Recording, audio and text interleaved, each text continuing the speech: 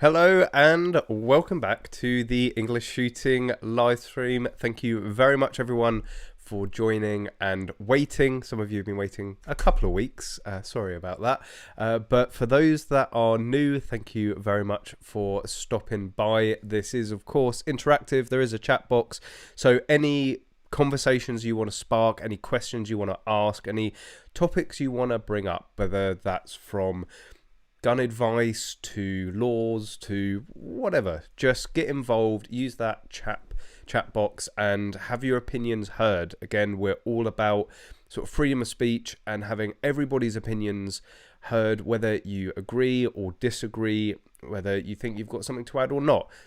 Get involved and we'll see where the conversation goes. And of course, more importantly, don't forget to hit that like button. It's right there. It's really quick. Like, literally take you less than a second to hit it.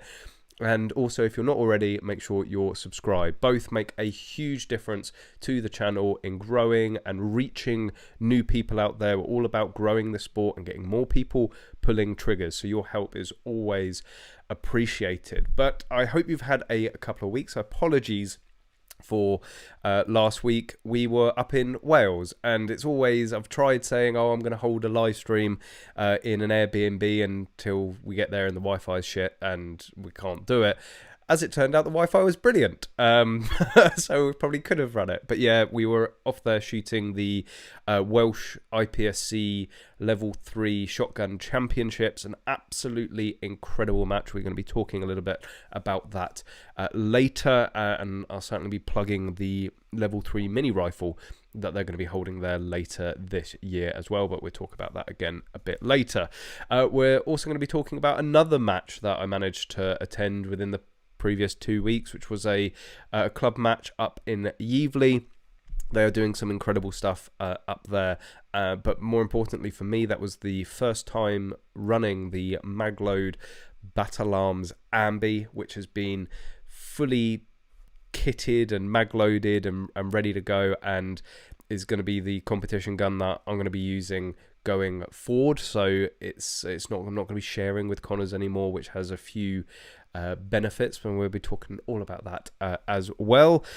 Of course, it's not a topic that I necessarily wanted to go into, but there's been a lot going on in America to do with guns, and of course, whenever there's a horrific event involving a firearm, especially an AR-15, there's backlash from the left, from the anti-gun, to ban more, to have more restrictions, to get rid of the assault rifles, and Biden is now pushing for that. We'll be discussing that a bit later, and of course the main topic for this evening is Canada. That is looking very bad for any Canadian shooters. And if we do have any Canadian shooters in the chat and watching on the stream, please do get involved. I'm by no means an expert on Canadian law. I have a fairly good understanding of how it works out there. It's not a system, what I believe, too different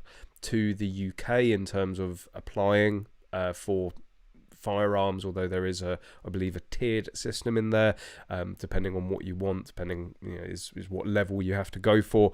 But the Canadian Prime Minister has announced that they propose to ban the sale and transfer and import of handguns, and have even tagged on there that they want to then restrict magazines to 5 rounds. I believe that's specifically for rifles, but could be for all guns as well.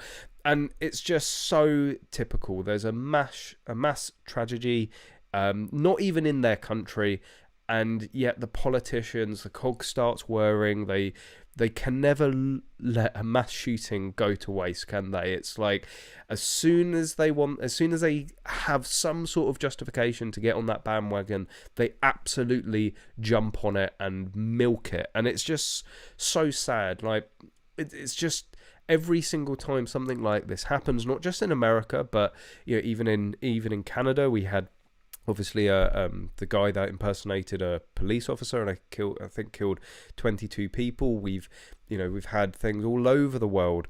New Zealand, although New Zealand actually is the outlier in all this, but it's like the victims come last every single fucking time. It's like straight away on the news, it's the shooter, right? And these are sad, lonely, deranged individuals that want immortality, right? They have nothing going for them. They're not particularly clever, they're not particularly talented or outgoing in any single way, and literally the only way to in some way make a name for themselves is to try and kill as many people as possible. And what does the media do? What do the politicians do? They put them up on a fucking pedestal, they repeat their name, they flash their picture everywhere, they get their own Wikipedia page, and there they are immortalized. And that is what they want more than anything. That's what they want, the attention, whether or not they make it through the shooting, or, you know, whether they're dead or alive. They want to know that their name is going to be put out there worldwide, and the media and politicians do that every single time. And the reason I say that New Zealand is an outlier in this, and love New Zealand or hate it when it comes to guns and firearms and their laws and their prime minister, she had the right approach. When there was the shooting out there, there was a complete blanket ban of the media mentioning this guy's name, putting any images or video of him out there. I think even I think there was a manifesto involved as well, and basically blanket banned it. And what then happened? What could the news then only report on? Well, the victims, right? So for once, the victims actually got, it sounds, you know, recognition or whatever, like that's the last thing that the victims are rather not have the recognition and still be alive. But you get what I'm saying. The focus for once shifted solely onto the victims. But what comes after the in the case of Canada, even in the UK, we had it with the Plymouth shooting. Like, can you name me any of the victims, right? But can you name the shooter? That's because the media plasters his image and his photos anyway. So the first thing that happens is they immortalize the shooter and give them exactly what they want. The second thing that follows after every mass shooting, regardless of country, is the talk of further restrictions and further gun control. Let's not forget that it is not specific to the US. It is the same in Canada. It is still the same in the UK, despite having them restricted to Section 5 many years ago. The biggest source of firearm homicide comes from handguns. And yes, you know, everyone likes to compare guns and cars and all of that. In this comparison, you know, mass shootings are like a plane crash. Yeah, when a plane goes down, it's horrific. A lot of people die, a lot of people lose their lives. But actually, statistically, air flight or air travel is the safest form of transport. Just like, statistically speaking, AR-15s are the safest firearm. They are responsible for one of the smallest percentages of gun homicides, of firearm deaths. And firearm deaths, you've got to be careful because they like to throw in all sorts of statistics in that aren't really relative to actual murder. But, you know, it's sort of the safest. The AR-15 is like the you know, the plane of the world. It gets a lot of attention when it's used. It tends to be used where more people die in a singular event. But handguns are responsible for more deaths and more murders, like significantly more, right? At least with Canada and at least with Trudeau, they've sort of finally gone to the, statistically speaking, the right gun. But then you've got to think about this logic, right? And I know they've already banned the assault rifles, they've already removed the AR-15s, and they're just looking to remove anything else. But it's like, here's the train of logic, right? Here's the process. Okay, there was a shooting in a country, you know, and you know, bearing in mind it was in Texas, so it was the other side of the fucking country. It wasn't even like close to the Canadian border. So a shooting in another country with completely different firearm laws happens with an AR-15. So I know what we're going to do. We're going to ban handguns in our country. Like, okay, statistically speaking, like, handguns are responsible for more firearms deaths, but Like, it just shows that they were just waiting. They were just waiting for a prime opportunity, a prime moment to go, oh, mass shooting, right, ban handguns. It was done with an AR-15 and we already banned those. Oh, shit. Anyway, ban handguns. So it doesn't really make a lot of sense. At the end of the day, the people that are going and committing these atrocious acts, they're not part of the shooting or firearm community, right? They are sad, lonely individuals that have, through some way or another, obtained a firearm. They've been able to get hold of one. Then these are not people that are regularly going to the range. They're not people that are members of gun clubs and taking part in competitions, and people that, you know, have a passion for firearms. These are crazy, deranged individuals that have just picked up a tool and gone and done something horrific. It's, you know, lots of people always look back to, was it Nice, where somebody rented a lorry. You know, we had instances in London involving knives and cars. When these deranged individuals want to go and do something, it doesn't matter what they are going to use to go and do it. It doesn't matter if they ban handguns and assault rifles. If they can get their hand on a 308 bolt action rifle, they're going to do it. If they can get their hands on a shitload of petrol and set someone on light, they're gonna go and go and do it. Banning particular types of guns never seems to work. Now, from what I can read, and again, any Canadians out there, please do step in if I'm going off piece on this. What I've heard is that this isn't for definite. Right, this at the moment, this is a proposal. They have put forward that they would like to stop or ban the sale or transfer of handguns, and within any of this proposal does it say that they're going to ban handguns. It doesn't say that they're going to confiscate them or have a surrender program. Anybody that currently owns a handgun in Canada is still going to continue being able to own it and still shoot it. They're just not going to be able to go out and buy a new one. So in essence, they'd be grandfathered. Obviously, this is going to have a huge effect on the shooting community and anybody that likes to take part in shooting sports that involve a handgun. It's going to completely stop the growth of that area of the sport, because who's going to join a sport when they can't go and buy the equipment that they need to go and compete and go and take part in it? So it's a massive cut to the shooting community and shooting industry out in Canada. You know, back before the handgun ban here, handguns were one of the more popular sporting firearms. There was huge communities and huge clubs focused solely around pistols and revolvers, and pretty much overnight most gun shops lost a significant part of their revenue, and we're going to see this in Canada. Okay, they can still sell ammunition. Can they sell components? Will you be allowed to maintain the handgun that you currently own? If the barrel needs replacing, if springs and pins need replacing, are you going to be able to go and buy them? Are the shops going to be able to sell those and continue that side of their business? But obviously selling the guns, it's going to stop.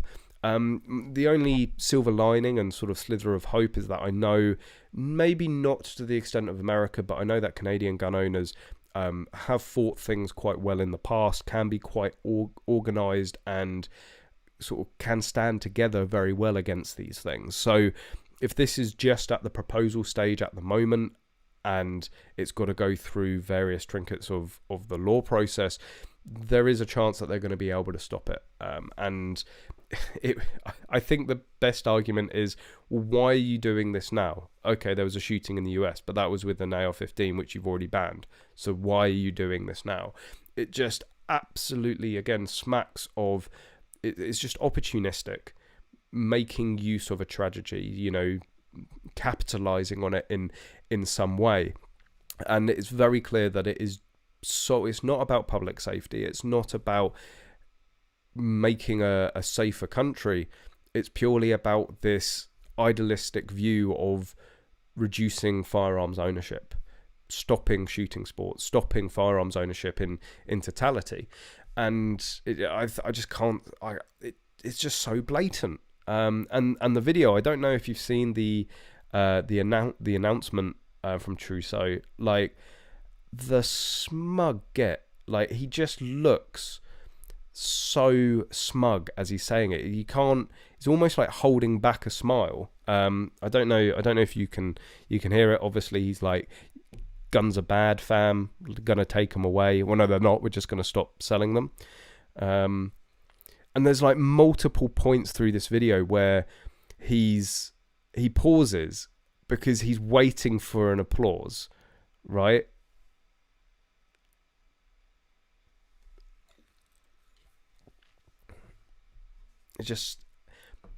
It's one of these things. It's just political fluffing. It's an easy win for a lot of politics. It's got nothing to do for politicians. It's nothing to do with, again, making people safer and doing something to actually stop crime and stop people being shot.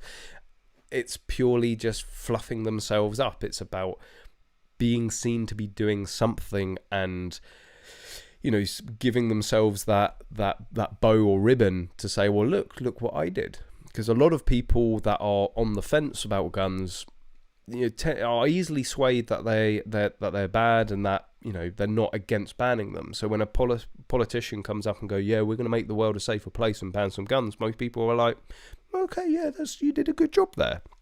So yeah, I don't know.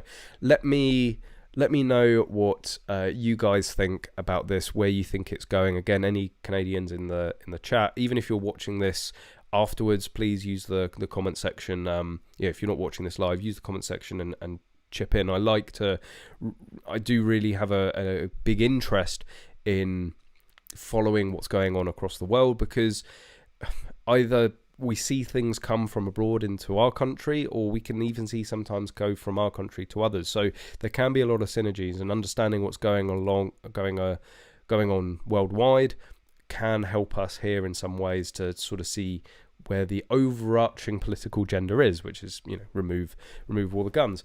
Let's not forget, as an example of a country that heavily restricted handguns, and no, handguns aren't banned here, they're just heavily restricted, that only certain people with certain licenses, mainly for military and police suppliers and people that manufacture these guns, only a very select few actually have them, you know, for sporting purposes, for hunting purposes, apart from humane dispatch, again, a special select few people that have that.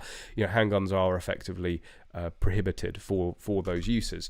After we got rid of our handguns, did crime go up or down? That's right, crime went up. Violent crime went up. You know, the handguns still account for 40% of all firearm related offences within the UK. It is the single largest proportion attributed to one gun. So does banning a particular type of gun work based on what we've seen in the UK? Absolutely not. And of course, not forgetting the Mars and Lever release, there's still even banned guns that have even never been used in crime. So there's really no rhyme, reason or logic to it. They just like to ban guns because guns are scary, right? But yeah, let's see what you guys are saying in the comment section, and where we will go from there. Urban Space Monkey. So if the ban in Canada goes ahead, we send them a Mr. Alan Westlake via parachute drop. Well, yeah, that will be very interesting. How are they going to define? Well, interestingly, on the BBC article, it uses a very familiar phrase, right? So his government is proposing a new law that would freeze private ownership of all short-barreled firearms. I mean, like, of course, I would much rather this didn't happen. But in a way, Canada having handguns banned could do wonders for the LBP market. Because it depends, you know, if they go, oh, you know, what's a short-barreled firearm? Anything under 12 inches? And we'd be going, yeah, that would work. Yeah, please, you know, you imagine you get a whole new market where an LBP is appealing or would sell. again, I really don't wish this on the Canadians. Like, don't get me wrong. I'd much rather you be able to keep your handguns because, you know, legal gun owners very rarely are responsible for doing anything bad. So you shouldn't be punished for the nut jobs that go and do something bad with a gun, especially in a different country, especially with a different complete firearm platform altogether. But yeah, if Canada does ban short arms and they define it as 12 inches barrel, 12 inches or less, then yeah, things like the LBP, like the Walther PPQ is going to be very, very popular out there. Even like the KMR, things like that. Interestingly though, I don't know, because every country does it differently, if it's purely the barrel length that they're going to go on, the Allen Westlakes would be prohibitive. Are they going to ban, if it does go ahead, are they going to ban black powder pistols as well? Because that's why we have the Allen Westlakes. Black powder pistols were still allowed to be owned here under Section 1. And for those of you that don't know, a very switched on and smart man, Mr. Allen Westlake, who was an avid pistol shooter and also, I think, a pistol dealer and builder, like basically for competitions. I'll bring, actually, I'm talking about it. It is, the company is called Westlake Engineering. Funnily enough, it's in my search history. Guess what I was doing last night with some tissues. So this is what we're talking about, Westlake Engineering. So it's built on an Alpha revolver. As you can see, you can get a 6, 4, 3, 2-inch barrel. And looking at it, you would say that is a normal revolver. So what the process of making this base, and the reason that this is UK legal, is that he brings in component parts, which is, I believe, the frame and the barrel. He then machines in a shop. I think he's up in Scotland, if I'm not mistaken, or up north at the very least. He machines his own cylinder to take basically, is it cap and ball? Like, but basically he turns it into a black powder pistol, obviously using modern powders. But because it's black powder, there's no length restriction, so you don't have that long barrel, that 12-inch barrel, and we don't have that rod out the end to give the 24 inches. So yeah, it's still an absolute ball ache to load, and it doesn't. It's the closest thing in terms of the feel of a proper revolver, handling it and even shooting it. It's got the same sort of feel of the recoil. So very good for sort of recoil training if you are a revolver shooter in the UK, but you don't have a revolver or you've got an LBR. The things with the LBRs, again, 12-inch barrels, the rod, is that there's a lot of recoil mitigation in that. Because of the longer barrel, because it's a heavier gun, they do shoot a little differently. So if you're going out abroad to be able to sort of train that recoil management, it would be a good idea to pick up an Allen Westlake. Let's see if there's any videos of them online. I have shot one previously, but I don't think I've got any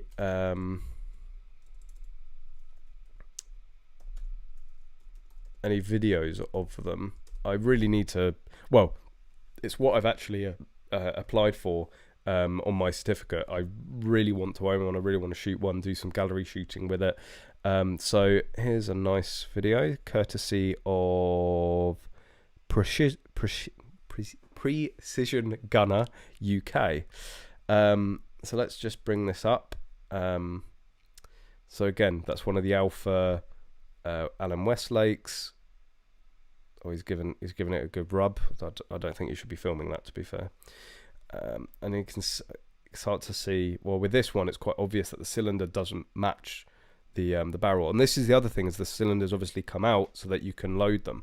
Another thing, particular to UK firearms law, is that the cylinder itself, because it's easily detachable from the gun, well, even if it wasn't, but anyway, the cylinder itself is considered a firearm. So if you want multiple cylinders, you need additional slots on your certificate in order to own one. And there we go. There is the back of the cylinder. So you put the primers on the back. You fill it up with powder, and then you press in the the round. I don't know if you're going to see. So there he's putting the primers in the back.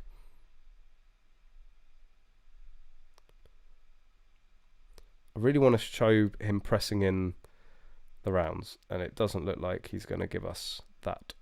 Anyway, that's a closer look at a LM Westlake. If you want to learn more about it as well, oh, here we go. Loading and firing. I should have clicked on this one previously. So video courtesy again of Precision Gunner UK. Let's bring up the goodies. It's a little dark. So you get this little jig. That's the same jig that I've used previously, and you press them in. So it's regarded as a muzzle loading revolver in UK law. That allows it to be Section 1 and not restricted by length. But as you can see, it takes a bloody... So I think he just put the powder there. You can buy little jigs as well that hold everything together, so it's much quicker to load. But this is pretty much the process. So this is why that they're allowed, because you can't reload them quickly. Okay, yes, you could load up a load of cylinders and swap them out fairly quickly like that. But by UK law, it is a muzzle loading revolver, which makes it Section 1. So yes, back on to Canada. Are we going to see Canada going the same way? Are they going to have to use long barrel revolvers, long barrel pistols, and stuff like Allen Westlake revolvers? I mean, if you do, hit me up. I can sort you out. Like, you know, the UK has been getting around that, or not getting around, have been maximizing the wording of the law for a very long time. But a quick break, and it's been a while. It's been a while since we've had an English shooting beer review, but it is a bank holiday, and the sun has been shining all day. So, you know, it'd be odd if I didn't have a beer in my hand, right? And this is, I think I've had this before on stream, actually one of my go-to nows, because I try to stick well clear of Brewdog when I can. Sierra Nevada Hazy Little Thing IPA. Very, very nice. And it's always a popular one. Holly enjoys it. She's not a huge beer head, but she likes it. My dad really likes it as well. And if I get through that one as a backup, representing the northern element, I did want to check. I think this is brewed. Where is it? It's brewed in Leeds. A Northern Monk. Actually bought these up at the Northern Shooting Show a number of weeks ago. I only had one or two and ended up bringing them home, and thought I'd crack that out. I mean, trust the Northerns to make a nice Indian Pale Ale at 6.2%. Like, you're getting on to near fucking dipper levels with that. But anyway, but yeah, to answer your question, Urban Space Monkey, it depends. It depends how they do the law, how they write the law in terms of what their whether Westlakes will be legal in Canada.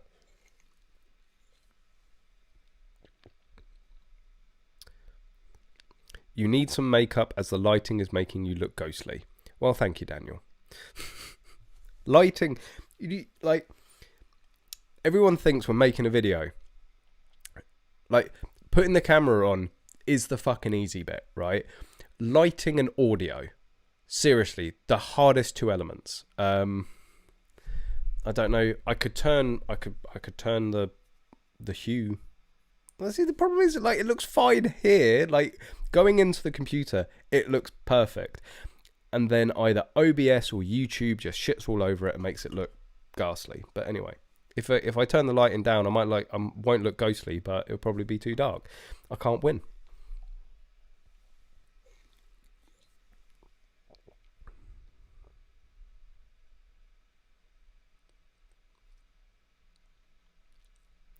Michael, why are there very few 9mm rifles? You would think that because it is a pistol caliber, there would be more available.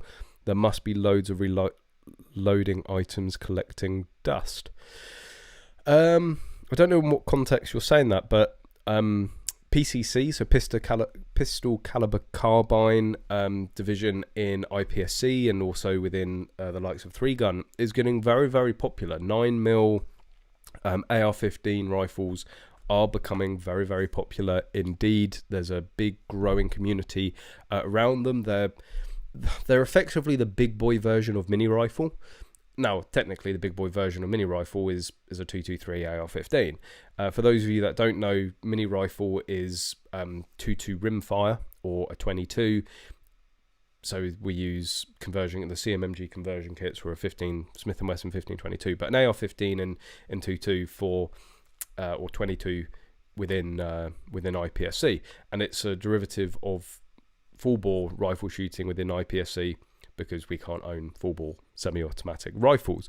But 9mm PCC or PCC is now a full-fledged IPSC discipline as well. So in the countries where they can own 223 AR-15s and semi-auto, there usually isn't a big draw to mini rifle because it's like, well, we're just going to shoot some full bore rifle. But 223 is quite expensive. The guns themselves are quite expensive. They can be with recoil maybe harder for younger up and coming shooters to manage. So a 9mm AR-15 or a 9mm PCC is very manageable. It's a great introduction, and they are fast. If you I'll get a thing up of Lena Michalak. Lena is big into her PCC. She's doing a lot of competitions in it, and again, it's like, I think that's why IPSC, I do sort of begrudge it a little bit because I'd love to have shot both, but the so IPSC, the mini rifle world shoot, is also being at the same venue at the same time is also the PCC world shoot.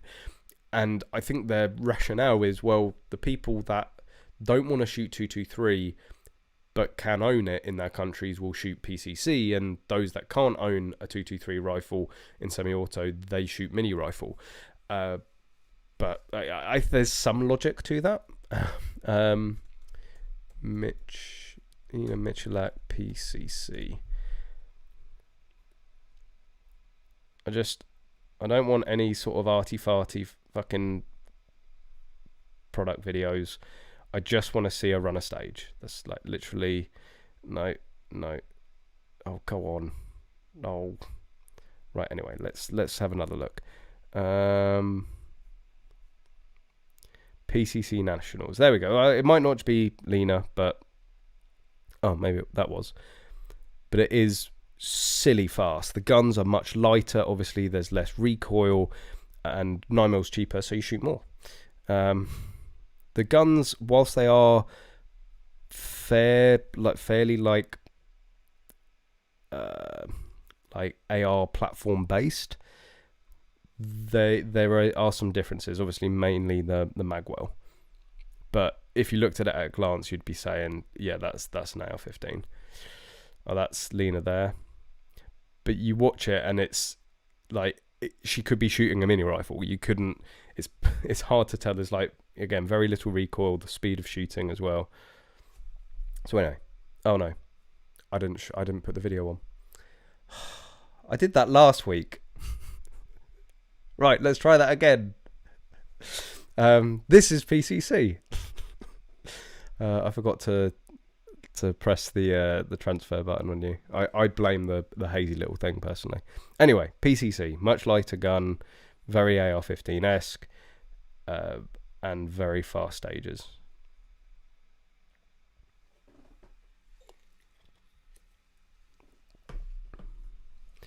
I want to see some. Let's bring up the Lena stage again. There we go. It looks like wicked fun. We did some out in the US, and actually the 3-gun match that we took part on. There will be the video coming out very soon, I promise. But yeah, that video. That match, it was a 3-gun match, but it wasn't. We did have the choice of shooting it with 223, but we had been doing a lot more PCC shooting in the days running up, so we were a lot more familiar with that platform and shooting it. And the targets, I think the longest target was like 150 yards, and that's the stage that somebody decided to put mixed ammo in my magazine. So wasn't best pleased at that one, but anyway, the whole match was done with a PCC. So yeah. PCC 9mm rifles popularity is growing quite considerably.